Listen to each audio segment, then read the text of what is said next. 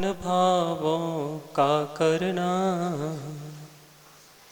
ऐसा मन में निश्चय ठाना, अविरल अविकल पथ चलना। गुरु से प्रसाद पायस पाया, जिन वाणी की भक्ति भली, सुनो सुनाता प्रसन्न होकर, सदुपयोग हो शक्ति मिली।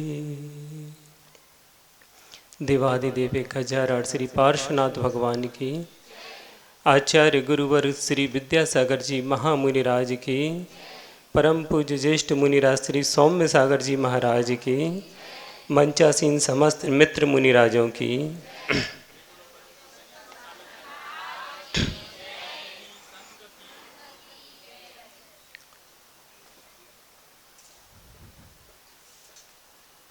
एक छोटी सी आध्यात्मिक गीत का,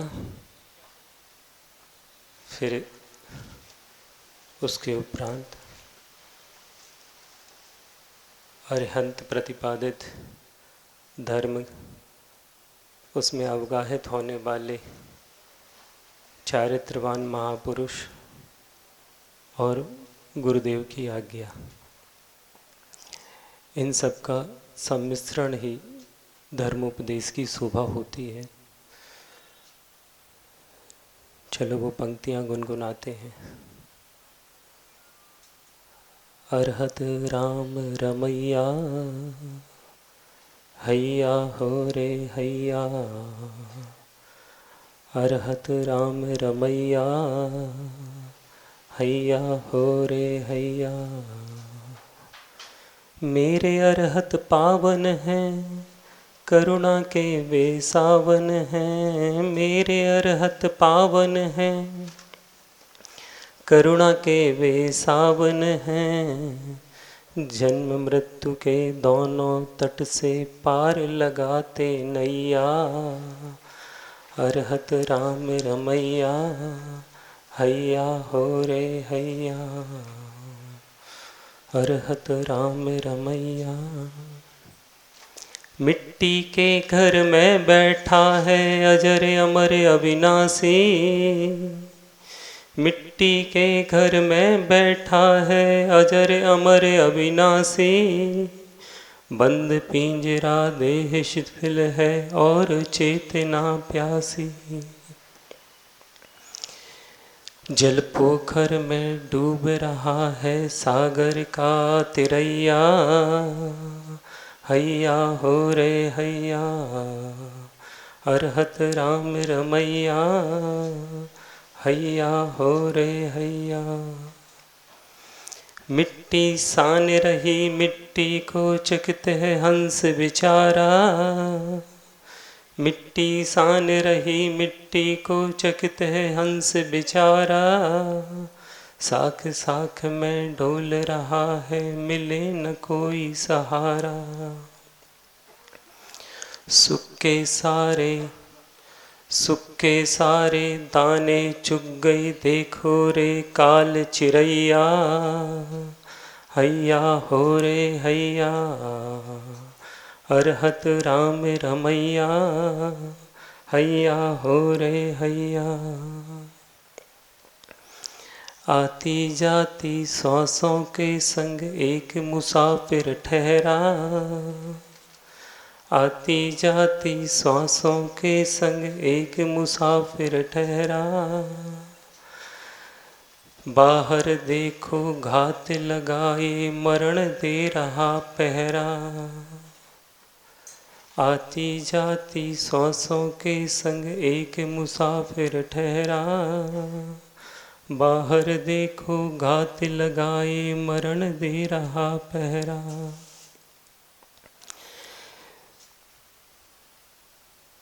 जल पोखर में डूब गया चलने लगी पुरवैया। अरहत राम रमैया, हैया हो रे हैया। अरहत राम रमैया, हैया हो रे हैया। जिंदगी की वास्तविकता को प्रकट करती है पंक्तियाँ आचार्य भगवान की। कब कौन से स्थिति आ जाए आपकी और अवसान की घड़ी में आप पश्चाताप करते रह जाओ कि पूरा का पूरा समय तो निकल गया, अब मैं क्या करूं, कुछ कर लूं, थोड़ा तो वक्त ठहर जाए, कुछ तो अवसर मिल जाए, कोई तो मदद कर दे। लेकिन ये सारी बातें वहाँ पर चूक गई तो चूक गई, अब पछताए होत का।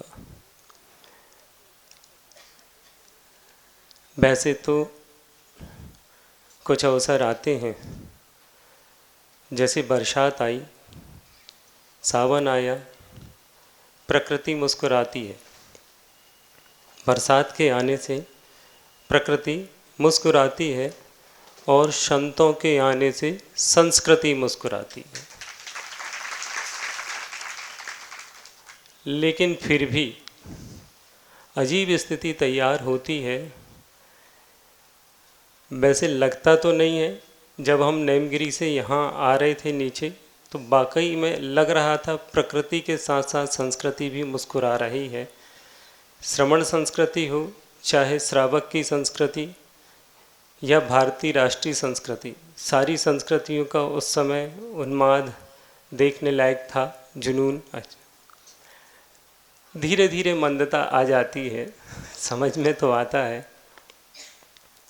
लेकिन ये मंदता फिर भी, ये उत्साह में कमी नहीं है, व्यस्तता है। कुछ गृहस्थ के अपने ऊपर नीचे के कार्य होते हैं जो आगे पीछे करने पड़ते हैं, आवश्यक होते हैं, कुछ स्वास्थ्य संबंधी भी होता है, ये फिर भी मुझे स्वीकार है। लेकिन ऐसा कोई व्यक्ति होगा जो दिनकर का उदय हो, सूर्य का उदय हो, दिन को अच्छे से सुबह सुबह जागकर जिसके चेहरे पर प्रसन्नता ना हो? शायद ऐसा कोई भी नहीं है। सभी एक अच्छे दिन की शुरुआत करना चाहते हैं, सूरज को देखना चाहते हैं। लेकिन इसके बावजूद भी एक जीव ऐसा है, प्रकृति में उसे उजाला पसंद नहीं है। हाँ, कौन है वो? जैसे ही उजाला होता है उसकी आंखें बंद हो जाती हैं। अगर ऐसे कोई जीव हैं जो मुनिराजों को देख करके, जो जीवन के साक्षात सूरज हैं, ऐसे सूरज को देखकर भी जिन लोगों के मन में आंखें बंद करने के भाव होते हैं, जिन वाणी को सुनने के भाव नहीं, पूजा के भाव नहीं होते, भक्ति के भाव नहीं होते हैं, आगम में या लोक ख्याति में उन्हें उसी नाम से संबोधित कर सकते हो, क्योंकि उन्हें उजाला पसंद नहीं है। सोचो, जिन लोगों को ये भौतिक उजाला पसंद नहीं आ रहा है, वो इस आध्यात्मिक उजाले की कहाँ तक चिंता, भौतिक उजाले में ही नहीं आ पाते हैं वो, फिर आध्यात्मिक उजाला तो बहुत दूर की बात है। भगवान उन्हें सद्बुद्धि प्रदान करे और वे सारे के सारे आचार्य भगवान के इस दैदीप्यमान सूरज के दर्शन करने आ जाएं और अपने आप को प्रकाशित कर लें, बहुत अच्छी बात होगी। और एक सबसे बड़ी बात होती है कि जिन लोगों ने इतिहास में अनुबद्ध साहित्य को, इन सब को नहीं सुना, नहीं देखा है, उन्हें आध्यात्म, धर्म, दर्शन आदि आदि कुछ भी पता नहीं चलता। बाहर बैठे न जाने वो अपनी कुमति, कुश्रुत आदि से किस तरह उसकी विवक्षा करते रहते हैं, भगवान जाने। उन सब पर दया के भाव आचार्य भगवान कहते हैं, क्योंकि कुछ ऐसी आँखें होती हैं जिन आँखों में कुछ कुछ दिखाई देता है, जैसे माँ की आँखों में ममता दिखाई देती है, पिता की आँखों में फर्ज दिखलाई देता है, पत्नी अपने कर्तव्य को संजोए अपनी आँखों में, भाई बहन लाड़ प्यार को संजोए रहते हैं, उसी के माध्यम से एक दूसरे को प्यार देते हैं, साथ देते हैं, मित्र रहता है, सहयोगी बनता है अपना, शत्रु में बदले की आग दिखलाई देती है, लेकिन शिष्य में जिनवाणी के प्रति, आगम के प्रति, धर्म के प्रति, अपने गुरु के प्रति आदर भाव रहता है और गुरु की आँखों में सर्वे भवन्तु सुखनः यह दिखलाई देता है। गुरु जब भी सम्मुख बैठता है तो वो सभी जीवों के सुख की कल्पना करता है, प्राणी मात्र के हित के लिए उपदेश देता है। ऐसा जो यहाँ अनुपस्थित हैं अथवा जो यहाँ उपस्थित हैं, सबके प्रति हित की ही बात यहाँ से संपादित होगी। इसके अतिरिक्त आगम में इसके अलावा कोई स्थान ही नहीं है। ऐसे ही कुछ घटनाएं प्रथमा युग में, जिसका थोड़ा थोड़ा स्मरण हो रहा है कि कर्म के कारण किस तरह की स्थिति तैयार होती है।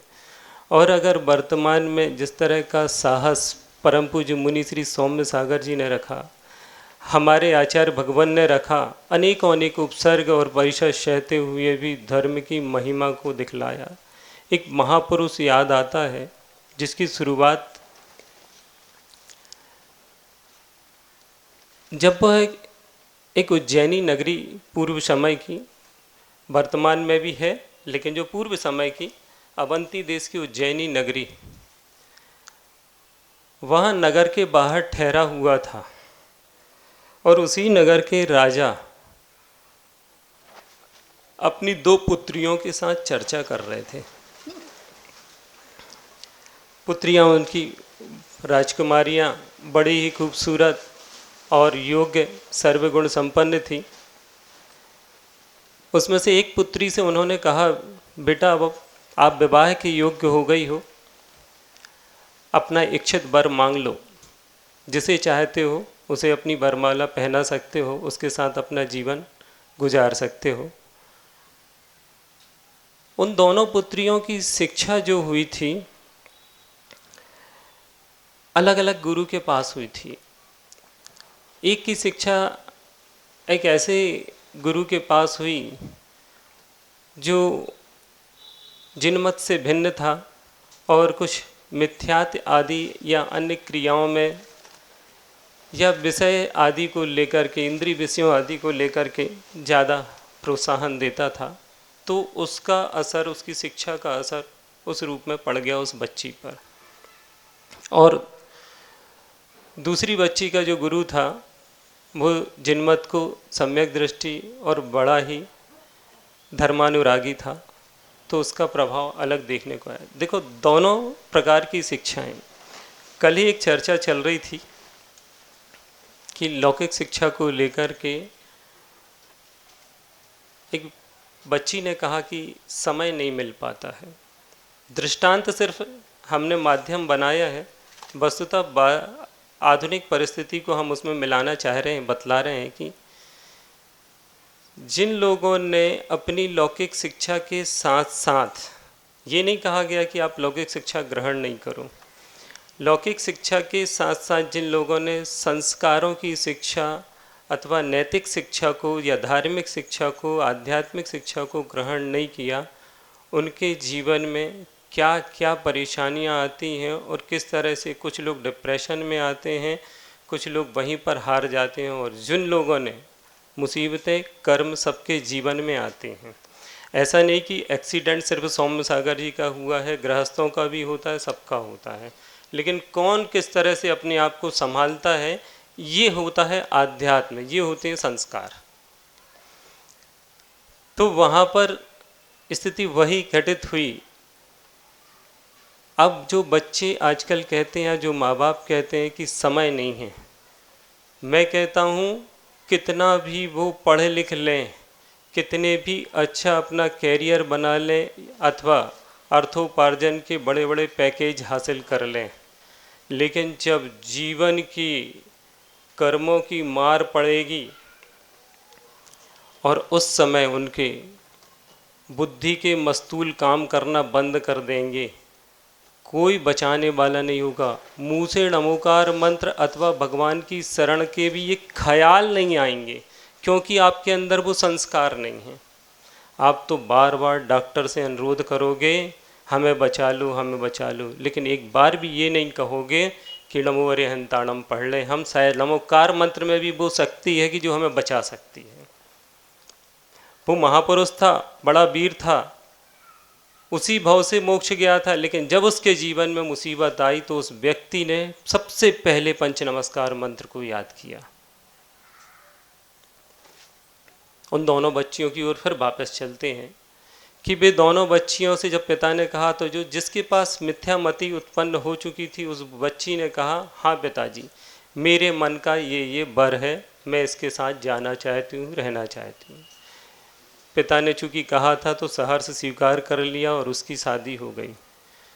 फिर दूसरी बच्ची जिसका मन जिन धर्म में लगता था, जिन भगवान की पूजा में लगता था, तो उससे पूछा, आप भी चाहो तो अपने मन का वर चोर सकती हो। तो उसने क्या कहा, पिताजी हम कुलीन अच्छे संस्कारित हैं और आपकी आज्ञा, आपके अनुसार पले बढ़े हैं, आप जिसे चुनोगे हम उसको स्वीकार कर लेंगे।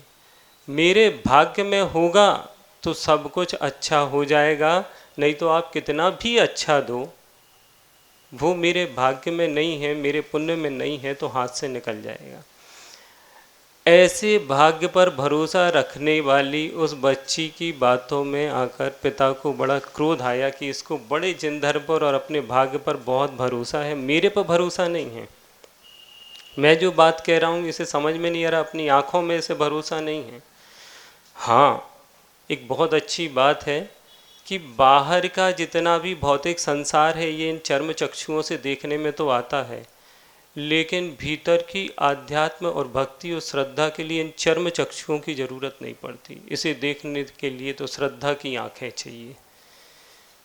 बाहर की आँखों से नहीं समझ में आता तो उस राजा को भी अपनी पुत्री की वो श्रद्धा बाहर की आँखों से नहीं दिख रही थी, कहाँ देख पाएगा। लेकिन उस पुत्री में अगाढ़ उस अपने गुरु के संस्कार थे, उसने तो कह दिया पिताजी आप देख लो।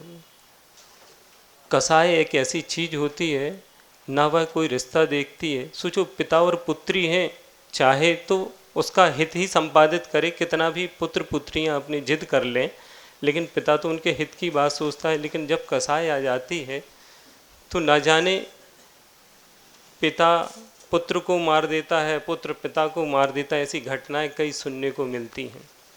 ऐसे ही मरण के समान ही था। उस राजा ने अपने मंत्री को बुलाया, कहने लगे इसको बहुत गुमान है अपने भाग्य पर, अपने जिनधर्म पर, इसके लिए सबसे बदसूरत और सबसे ही ज़्यादा बदहाल जो इस संसार का सबसे दुखी पीड़ित रोगी व्यक्ति हो ढूंढ के ले आओ। और वो उसी राज्य में नगर के बाहर बहुत सारे कोढ़ियों के साथ बैठा एक अलग से नज़र आ रहा था। कोढ़ पूरे शरीर से निकल रहा है। राजा की नज़र पड़ी, मंत्री की नज़र पड़ी, लेकर आए।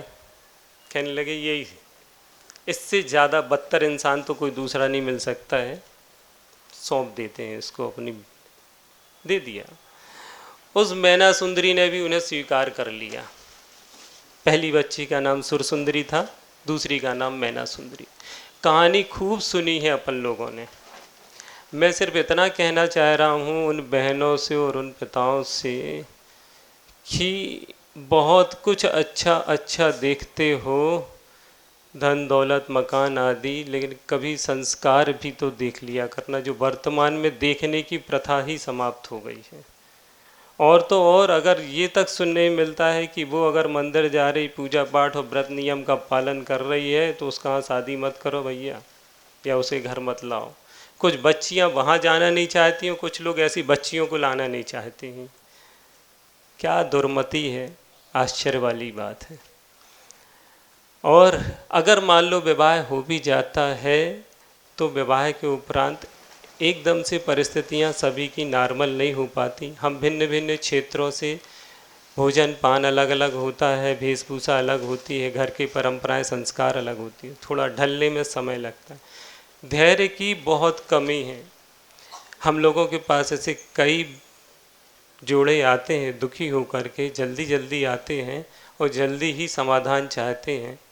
थोड़ा सा धैर्य रखो, जैसा मैना सुंदरी ने धैर्य रखा था। आप धैर्य रखो। मैना सुंदरी गई और एक मुनिराज के सम्मुख, कहानी को बहुत संक्षेप में बतला रहा हूँ, मैं मेन सार जो है वो बतला रहा हूँ। वहाँ पहुँचने के बाद आचार्य भगवान ने कहा, सिद्धों की भक्ति करो, अरहंतों की भक्ति करो। भत्तिये जिणवराणम खीयदि पुब्ब संचियम कम्मम।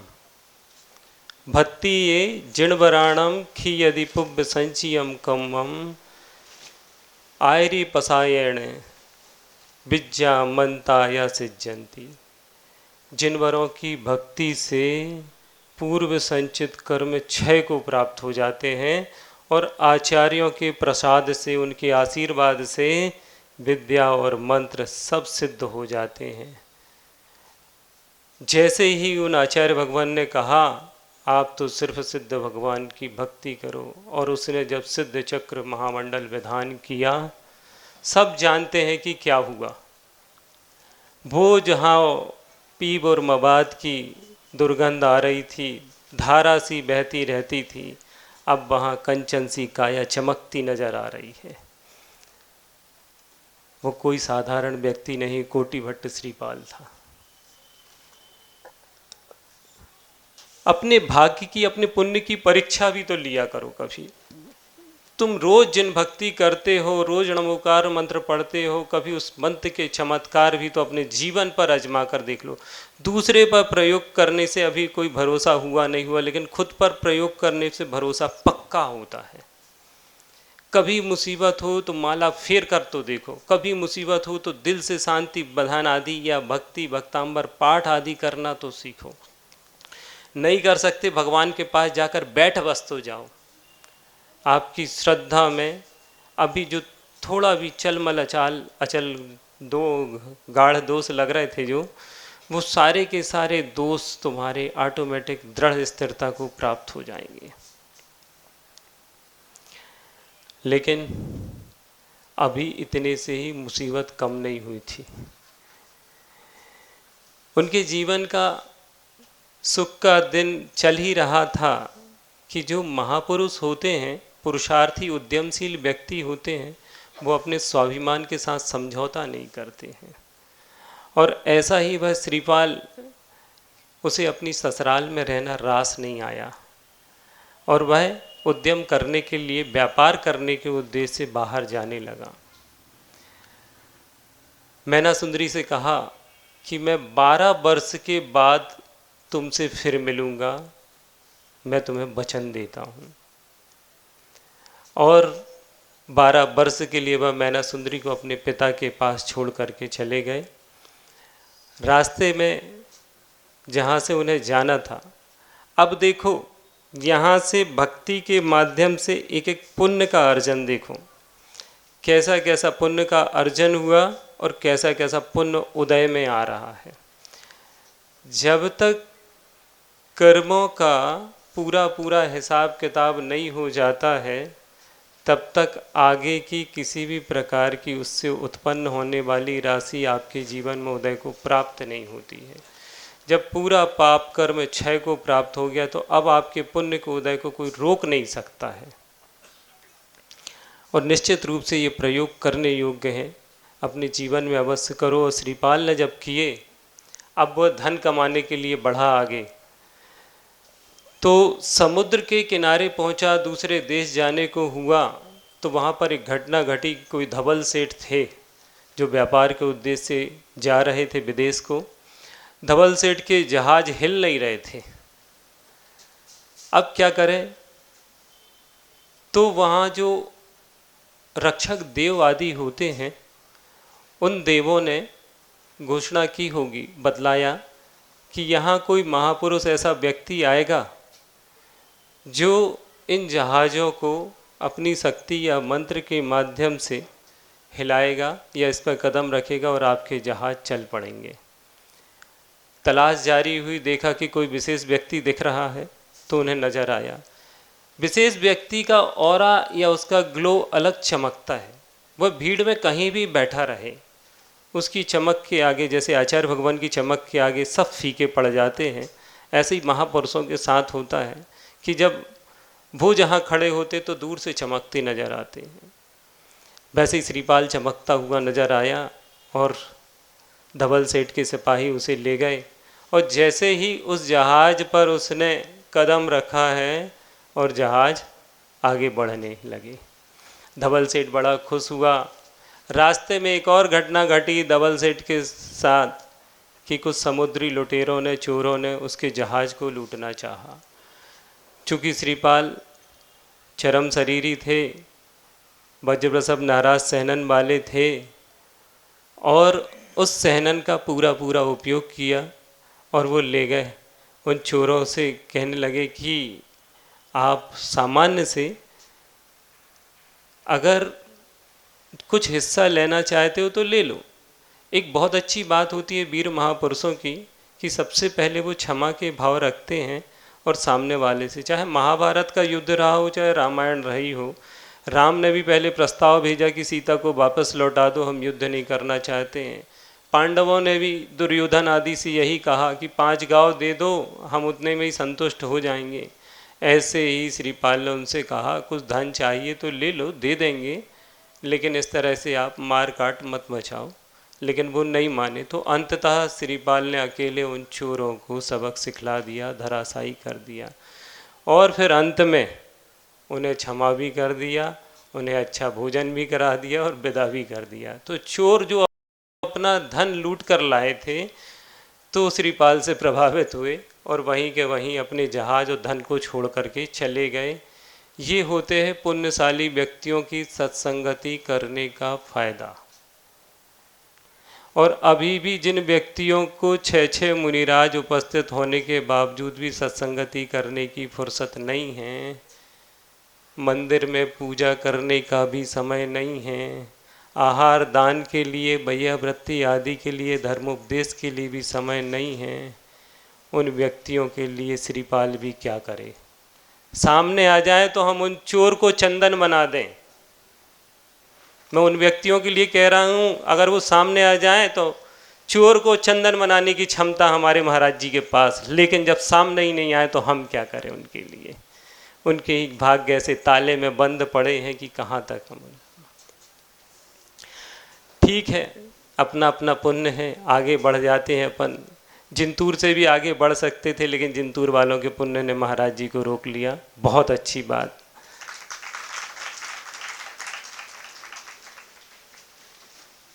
समुद्र पार हुआ और जिस नगर में वहाँ पहुँचे, वहाँ नगर की भी बड़ी समस्याएं चल रही थी। एक कपाट बंद पड़ा था, उस कपाट को लेकर के प्रवेश होना मुश्किल था। वो कपाट खुले तो आगे व्यापार का रास्ता बने। बाहर डेरा डाले हुए थे, धवल सेठ के साथ श्रीपाल भी खड़े थे। इतने में कुछ लोगों ने जानकारी दी कि ये कपाट तो किसी महापुरुष के द्वारा ही खुलेगा।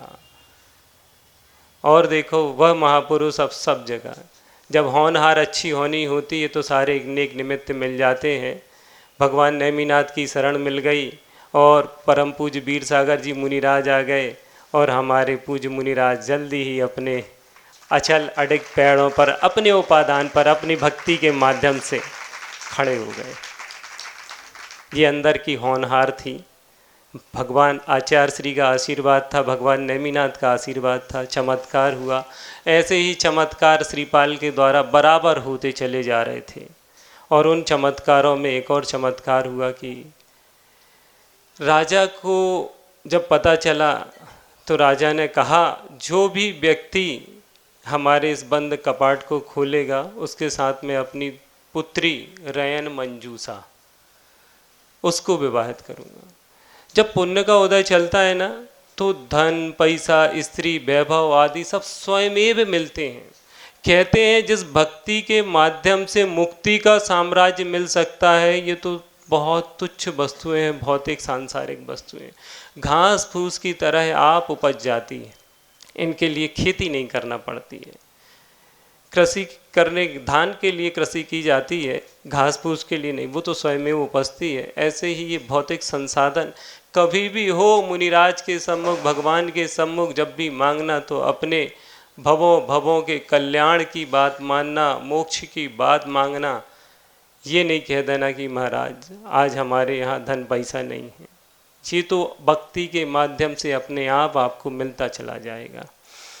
आचार्य भगवान के सामने हम लोगों ने ऐसी ही प्रार्थना की थी और आचार्य भगवान ने जो कृपा हम लोगों पर की वैसे ही कृपा के लिए आप सब भी उतने ही योग्य हो और उपादेय हो। थोड़ा सा धैर्य और थोड़ा सा श्रद्धा और बढ़ाओ।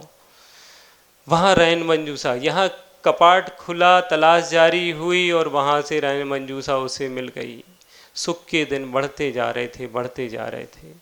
अब आगे की स्थिति बड़ी विचित्रताएं को लेकर चलती है कि सुख या मांगलिक कार्य जो होते ना आसानी से संपादित नहीं होते। जीवन में सुखों की भी परीक्षा ली जाती, पुण्य की भी परीक्षा ली जाती है। आपका बहुत अच्छा कार्यकाल चल रहा होगा ना, बीच में कहीं से कुछ ना कुछ अंतराय आ जाएगा। आप कहो अभी तो मैंने कोई पाप किया ही नहीं, अभी तो मैं सब अच्छे से प्रतिदिन मंदिर जा रहा हूँ, पूजा कर रहा हूँ, स्वाध्याय कर रहा हूँ, आहार दान दे रहा हूँ, फिर ये बीच में दुख कहाँ से आ जाते हैं। इनका भी पुराना हिसाब किताब लेखा जोखा होता है। उसके कोढ़ी होने के पीछे का कारण, सबसे बड़ा कारण मालूम क्या था? जब वो ये कहानी बड़ी अच्छी है, आगे कभी और भी समय मिलेगा तो खूब अच्छे से संपादित करेंगे, इसे खोल कर बतलाएंगे कि पूर्व भाव में उसने मुनि निंदा कर दी थी। मुनि निंदा के कारण कोढ़ी हुआ था। सोचो, जो व्यक्ति समीचीन यथार्थ वस्तु तत्व को जाने बगैर यूं ही यदवा तदवा अपने वचनों का दुरुपयोग करते हैं और सीधे मुनि पर, ये कहानी नहीं, ये प्रमाण है। वक्ता प्रामाण्यात वचनम प्रामाण्य, वक्ता की प्रमाणता से श्रीपाल जो हुए हैं वो चरम शरीर उसी भाव से मोक्ष हुए हैं, प्रामाणिक वक्ता है। और जिन्होंने ये ग्रंथ आदि प्रथमान युग लिखे वो भी प्रामाणिक हैं और उस प्रमाण के आधार पर ये कहा स्पष्ट कह रहे हैं कि मुनि निंदा के प्रभाव से उसे कोढ़ हुआ। और जो लोग आज भी मुनियों को लेकर के यदवा तदवा बात कर जाते हैं, क्या वो एक बार इस धर्मोपदेश को सुन लें? क्यों नहीं सुनते हो और क्यों नहीं समझते हैं? पहले आप वस्तु तत्व को जान तो लो, समझ तो लो। और निंदा की तो कहीं से कहीं तक बात आती ही नहीं है। निंदा क्यों करना? निंदा की बजाय ये प्रार्थना करो कि भगवान सबको सद्बुद्धि प्राप्त हो जाए। आलोचना अलग वस्तु है और समालोचना अलग वस्तु है। किसी विषय की समीक्षा करना, उसे समझना कि हकीकत क्या है, आपस में चर्चा संवाद होना, यह समालोचना के अंतर्गत आएगा। और किसी को नीचे गिराने, तिरोहित करने के और तिरस्कृत करने के भाव हों, वो आलोचना और निंदा के अंतर्गत आएंगे।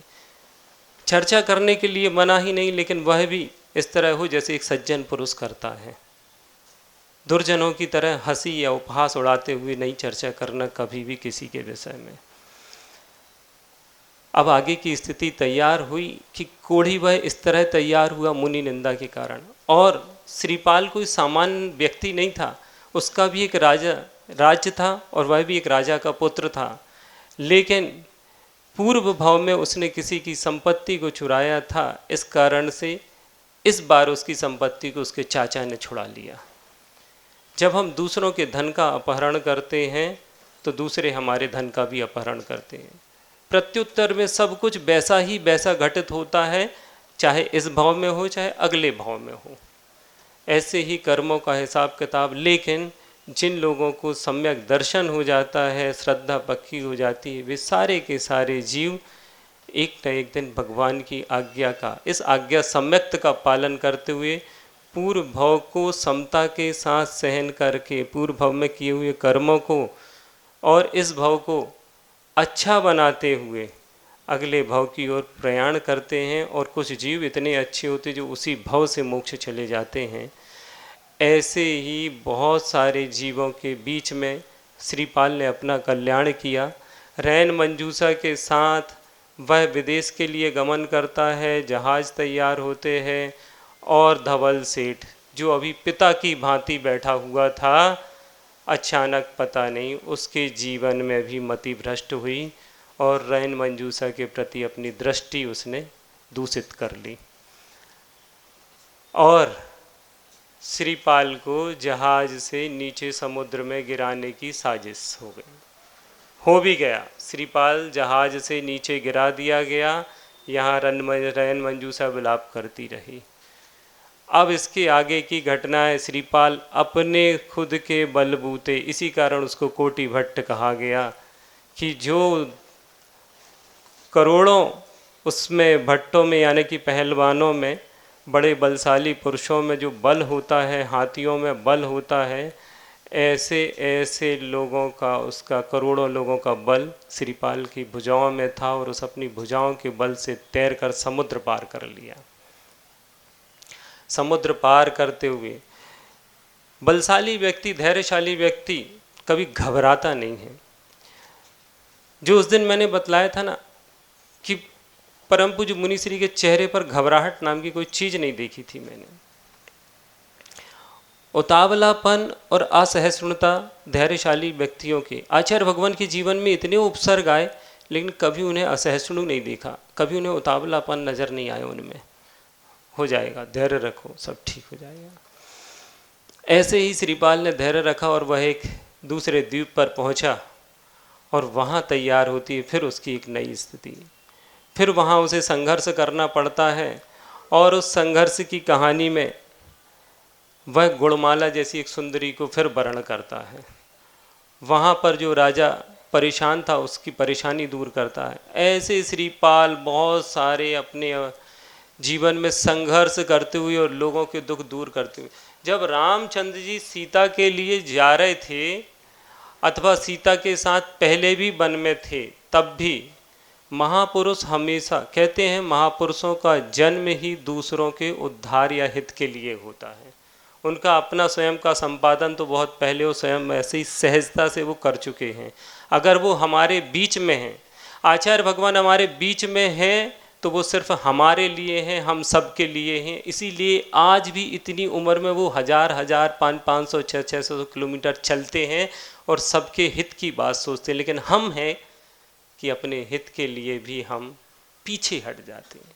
बड़ी दुर्बुद्धि है, कैसी किस्मत हमारी कि आचार्य भगवान आते हैं, आशीर्वाद देते हैं, हमारे हित की कहते हैं, जबकि स्पष्ट रूप से कहा गया कि बीतरागी हितोपदेशी और वो निर्ग्रंथपना, वो निर्मोहीपना सिर्फ दिगंबर साधु के पास होता है, जिन धर्मावलंबी साधु के पास। इतनी शुद्ध स्पष्ट परिभाषा होने के बावजूद भी हम अपने मुनिराजों पर, आचार्यों पर भरोसा नहीं करते हैं। और श्रीपाल अपनी इसी श्रद्धा भक्ति को लेकर आगे बढ़ता गया और रामचंद्र जी वगैरह ने जिस तरह से सबका कल्याण किया, सबको राज्य दिया और आगे बढ़ते गए। सीता के पहले भी सुग्रीव की चिंता की, पहले उसकी पत्नी दिलवाई, बाद में अपनी सीता के बारे में सोचा।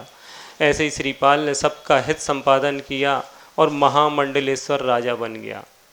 महामंडलेश्वर राजा बनकर जब वह लौटता है और धीरे धीरे सबको एकत्रित करता है और वापस अपनी उज्जैनी नगरी में आ जाता है।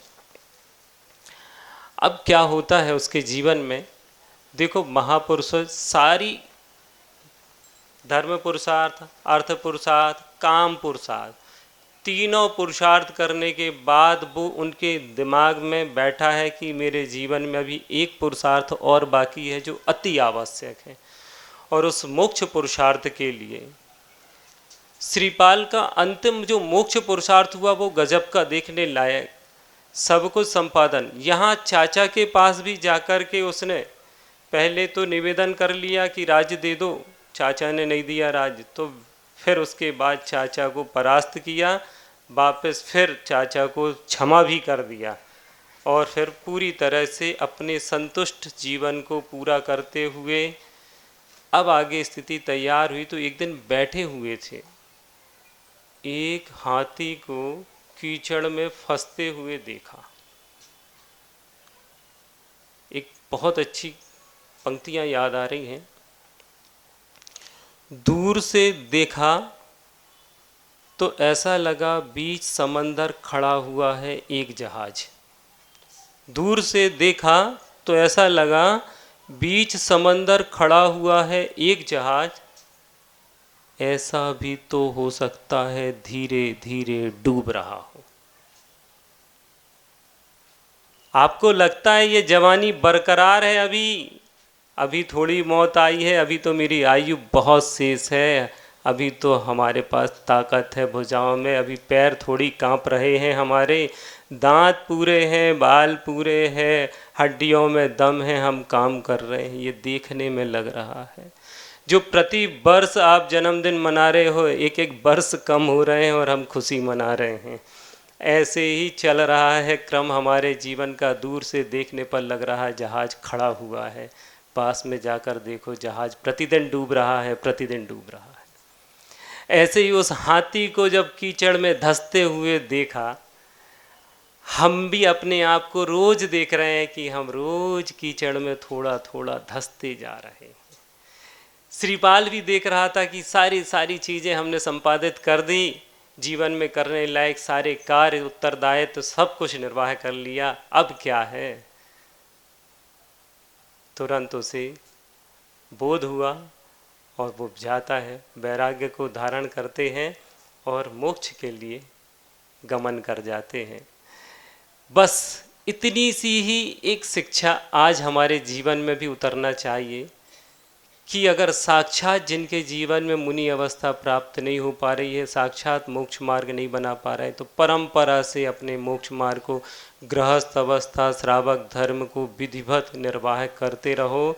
मुनियों के साथ, गुरुओं के साथ अपना जुड़ाव, उस मार्ग में कहीं ना कहीं किसी का सहारा लेते चलो। जैसे उस महापुरुष को सहारे के रूप में मैना सुंदरी मिली, गुणमाला मिली, रैन मंजूषा मिली, ऐसे ही आप लोगों को श्रद्धा मिलती है, भक्ति मिलती है, आराधना मिलती है, गुरुओं की स्तुति करने के लिए आपको अवसर मिलते हैं। ये अवसर आपके लिए किसी गुणमाला से कम नहीं है। और आप अगर ये अवसर चूकते हो तो भगवान जाने ऐसे महामुनिराज और आचार्य की कृपा कब हो। बस ऐसे ही गुरु की कृपा बनी रहे। इन्हीं शब्दों के साथ परम पूज्य आचार्य गुरुवर श्री विद्यासागर जी महाराज की, परम पूज्य मुनि श्री सौम्य सागर जी महाराज की।